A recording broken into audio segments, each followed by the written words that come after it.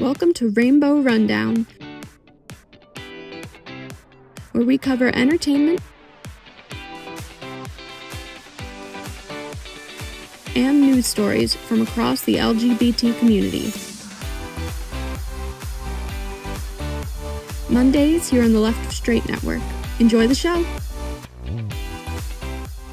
Welcome to the Left of Str8 Radio AI team for another edition of the Rainbow Rundown, our weekly show on Mondays that features the top stories in news and entertainment that has hit our hot buttons this week.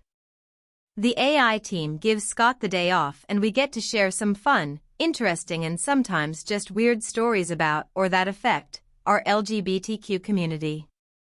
Happy Monday, human friends, and enjoy the rundown. Our first story is a sad one from NBC Out News. The apparent suicide of an Alabama pastor and mayor last week underscores the potential dangers of outing, or revealing a person's real or perceived sexual orientation or gender identity against their will. F.L. Bubba Copeland, the mayor of Smith Station, Alabama, and a pastor at First Baptist Church Phoenix City, died by apparent suicide on Friday. His death came 2 days after 1819 News, a conservative Alabama news site, published pictures of him wearing women's clothing and makeup. And the same day, the site published a follow-up article stating that Copeland wrote and shared a violent fictional story online featuring a woman he knew in real life and posted photos of minors and women online without their consent. The photos published in the first article are from various social media accounts Copeland operated under the pseudonym Brittany Blair Summerlin. In a screenshot of one of the since-deleted accounts, Brittany is described as a transitioning transgender girl. In that article, the Alabama outlet stated that Copeland confirmed he operated the accounts and was featured in the photos, but said the accounts were merely about getting rid of stress and were just a hobby and a fantasy.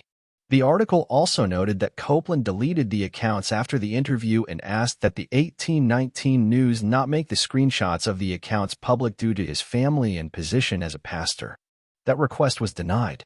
Copeland, 49, was found dead 2 days after the November 1st publication.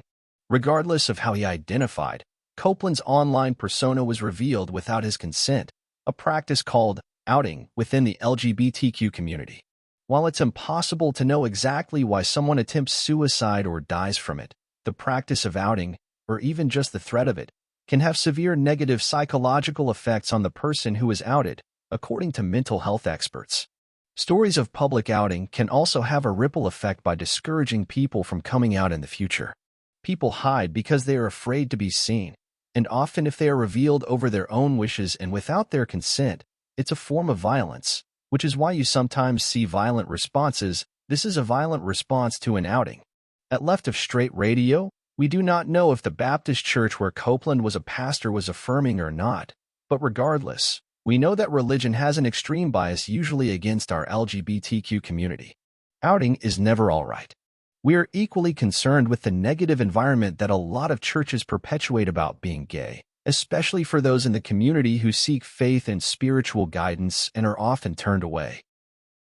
Next up, in discrimination news coming in on the wind sweeping down the plain, a transgender Texas student was kicked out of the lead role of his high school musical after his principal introduced a new gender casting policy.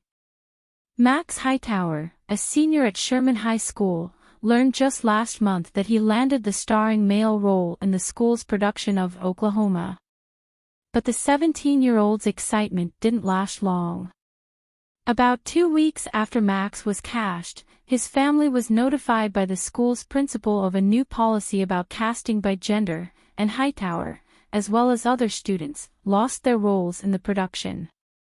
The principal said, "We're instituting a new policy where only males can play males, and only females can play females." Hightower's family said his identity has never been an issue before and they intend to appeal the decision to the school board. "I'm not an activist. I'm not highly political. I have both liberal and conservative beliefs. I'm just a dad that wants to fight for his kid," Max's father, Philip Hightower, told NBC Dallas-Fort Worth. The Sherman Independent School District said the performance of Oklahoma, will be under review and has been postponed to January 15, 2024. The district said in a statement Monday, "There is no policy on how students are assigned to roles. As it relates to this particular production, the sex of the role as identified in the script will be used when casting. Because the nature and subject matter of productions vary, the district is not inclined to apply this criteria to all future productions," the statement said. But Philip Hightower said that's not the explanation about casting he received from the principal. The district explained that the production was under review because it contained mature adult themes, profane language, and sexual content. Unfortunately, all aspects of the production need to be reviewed, including content, stage production/props, and casting to ensure that the production is appropriate for the high school stage, the statement said. Despite the drama over the High musical, Hightower said he's been stunned by the outpouring of love and support for Max. "I'm not going to quit advocating for my son, ever. Max has shown me what real strength is," Hightower said. In apparently British TV hosts can't hold their liquor news, Dustin Lance Black, best known for writing films like 2008's Milk and 2023's Rustin, had been charged with assault after an alleged altercation with TV host Teddy Edwards at a club in London back in August 2022. The screenwriter was accused of grabbing Edwards' hand and prompting a drink to spill on her. On Wednesday, November 8, charges against Black were dismissed. District Judge Louisa C. Siora determined that not enough evidence was shown in order to properly convict the Academy Award-winning writer. Black's husband, Olympic diver Tom Daley, was also due in court based on evidence that had been presented in the case. But with the dismissal of the case, neither Black nor Daley had to take the stand. Black told Variety right after the charges were dropped, "This is a moment of exoneration. This case has flown in the face of everything I am, and I am grateful to the judge for exonerating me." Black also released a statement to the press that read, "I am pleased that the judge saw the truth today and ruled in my favor. As the evidence has proven, and I have always maintained, I am completely innocent and in fact was the victim in this case of a serious assault. I am relieved this unfortunate matter is now over. We loved Lance's TV movie, When We Rise, and Scott really enjoyed his memoir, Mama's Boy, A Story from Our Americas." As awards season kicks in high gear, Black is expected to be promoting Rustin for Oscars consideration. However, these pending charges were making that a bit more complicated. Rustin, which revolves around the gay civil rights leader and his help in organizing the 1963 March on Washington alongside Martin Luther King, Jr., was written by Julian Brees and Black. He was this big thinker and an incredible organizer, and he was influential to not only Dr. King but all these other young people as well. Scott is hoping to get an interview with Lance and review the film as part of Gallica, the LGBTQ Entertainment Critics Association that he is part of. In recognizing terrible policies in LGBTQ history news, MSNBC, GLAAD, and The Advocate partnered for a VIP screening of Serving in Secret at the Melrose Rooftop Theater in Los Angeles on Thursday, November 8. The film focuses on the history of LGBTQ discrimination in the military and the series of events leading to the overturn of Don't Ask, Don't Tell in 2012. It highlights the story of former Marine Captain Tom Carpenter and his experiences as a closeted service member who joined legions of others to advocate for LGBTQ equality in the armed forces. The film premiered last night on MSNBC and Peacock Sunday, November 12. In 1970, Tom Carpenter graduated from the Naval Academy ready to follow his family's lineage in the military as a U.S. Marine Corps attack pilot. Then he met Cortland Hershey. Tom and Court fell deeply in love, keeping their illicit relationship a secret. At that time, homosexuality, if discovered, resulted in being kicked out of the military with a dishonorable discharge, a court-martial, jail time, or worse. Tom and Court's story would be no exception. Serving in Secret features leading voices in politics, historians, civil rights activists, and retired military personnel telling the story of LGBTQ discrimination in the military, and the controversial compromise known as Don't Ask, Don't Tell. Tom's work towards its repeal along with many others was the turning point for LGBTQ+ rights, a fight that continues today. In the library is open news. As Scott shared on his social media Sunday, there's no greater delight than curling up with a juicy tell-all written by your all-time favorite divas and queer icons. Queen Britney's memoir, The Woman in Me, hit shelves last month. Barbra Streisand's just hit the bookshelves, and it's undeniable, the age of the memoir is well and truly upon us. This winter, we're about to be treated to a veritable tasting board of incredible nonfiction by some of our favorite queer writers and queer icons. Whether you're looking to snag your next great read or looking to get the perfect gift for the unapologetic queen in your life, here are a few titles to get excited about, along with Brit and Babs. After you finish that required reading, we recommend the following.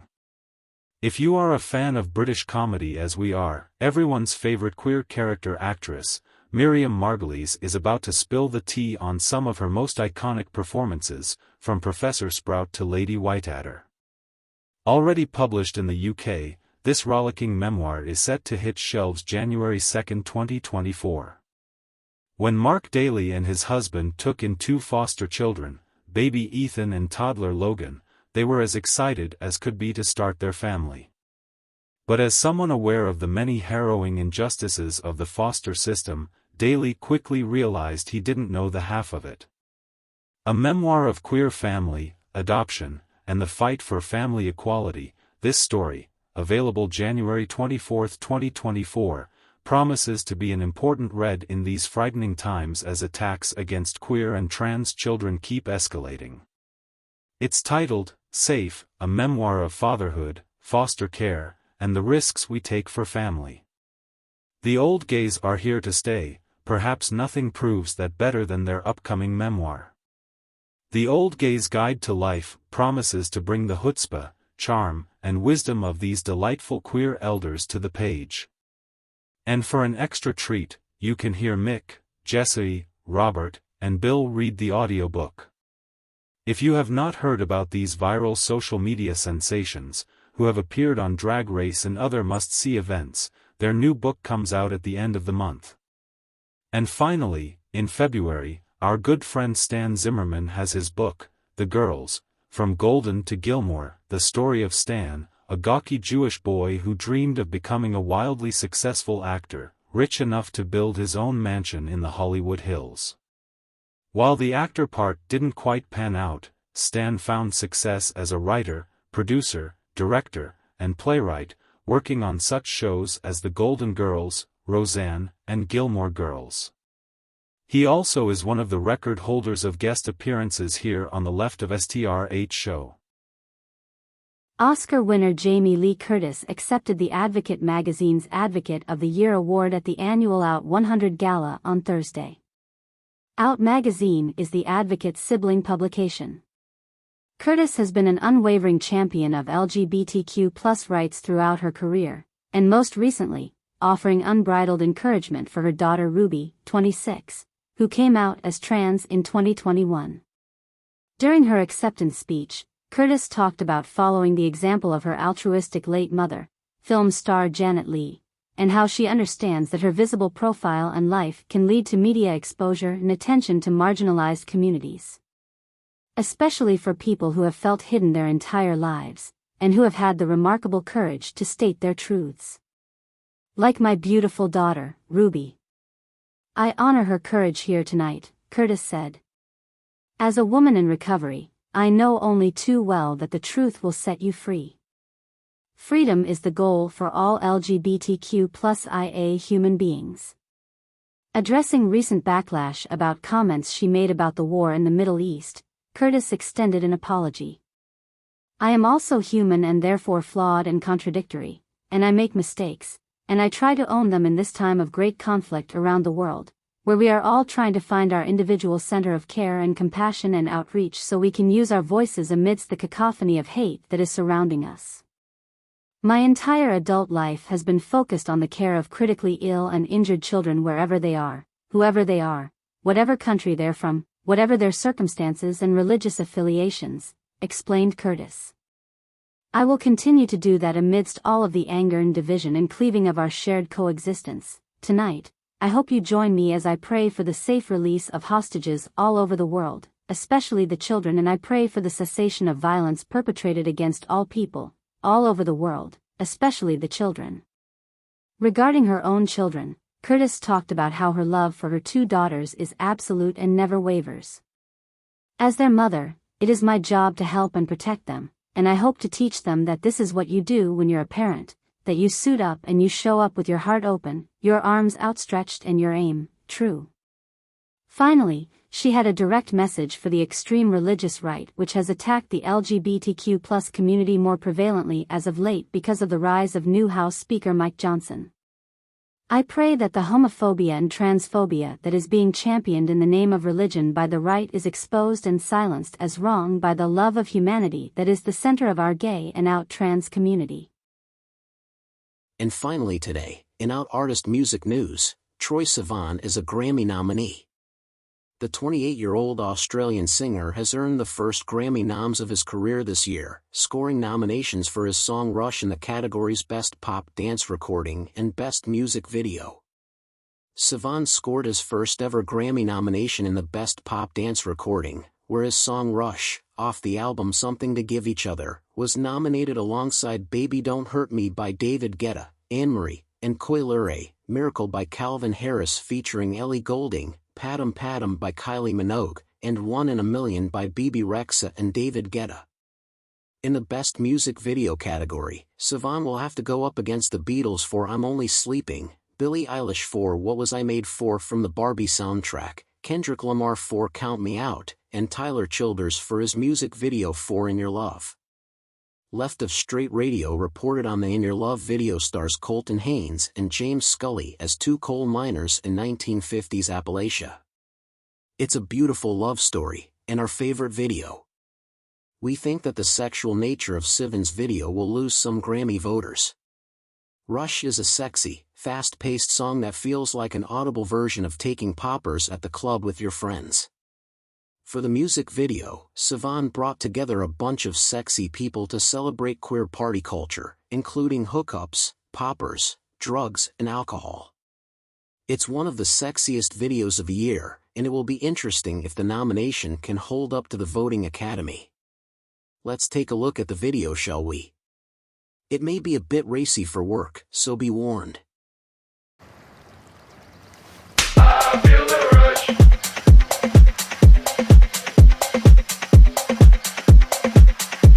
Addicted to your touch.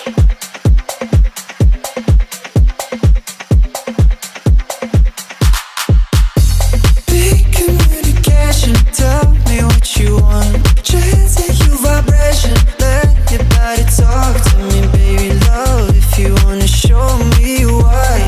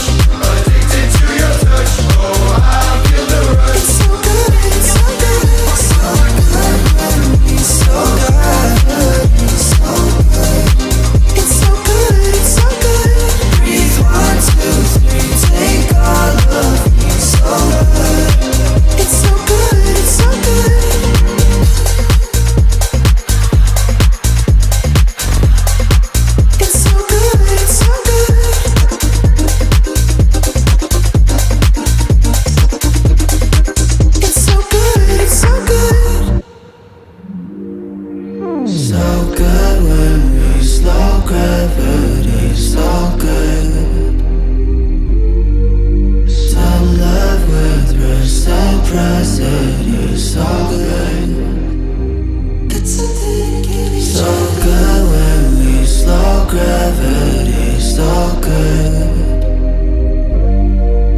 To love with reciprocity is all good.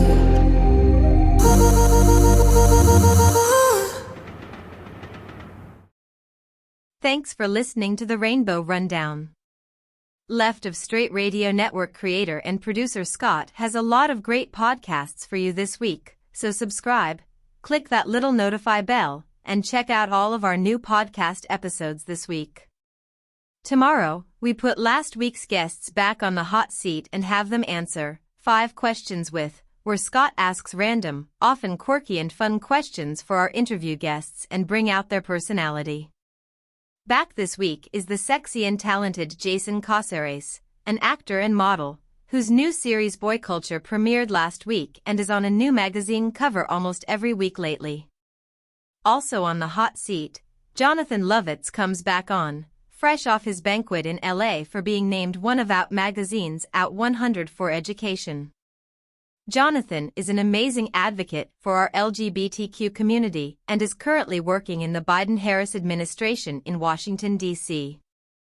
Wednesday, Johnny from the Queer-Centric joins Scott as he does every Wednesday, for Bears of a Certain Age, our weekly lifestyle talk show for gay men who are part of the bear, chub, or chaser community reaching age 50 and above, and their admirers or friends. We like to keep it light and fun with a few laughs and an occasional interview or two. Thursdays and Fridays are the Left of Straight interviews, where Scott talks to celebrities and personalities from entertainment, foodies, music, books, and advocacy of interest to our LGBTQ community and straight allies. On Thursday, Scott interviews Brett Parker, an amazing animation artist who has worked for Pixar Pictures in various capacities for over 26 years, and has produced and directed 2 projects of her own. One is a documentary called Through the Windows, about the first gay bar in San Francisco to open up their windows to the outside world. Her other project is an animated short called Pete, that is the story of identity, baseball, and is a snapshot of Brett's wife's life. And on Friday, Michael Mott is back on the show. Michael is an amazing composer, singer, and songwriter who has worked with a literal who's who on Broadway. Michael stops by to talk about his next big event, his annual Christmas show in New York. With music by Michael and special guests, it will be December 2nd in NYC, and you can live stream the event if you are not in town. Have a great week, everyone.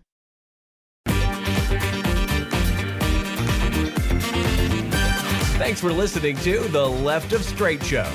Be sure to subscribe on your favorite podcast distributor, and please give us a 5-star rating so more listeners can find us. You can follow us on social media, and be sure to check out our website, www.leftofstraightradio.com, for contests and other news and information. See you next week.